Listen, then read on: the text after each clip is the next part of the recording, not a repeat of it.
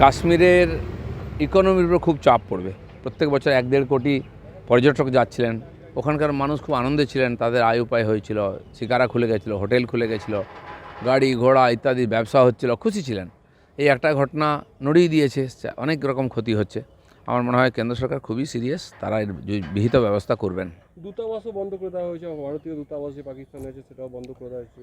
এটা তো ডিপ্লোমেসির আগেও হয়েছে। আমরা এই ধরনের ঘটনার জন্য সার্জিক্যাল স্ট্রাইক করেছে সরকার।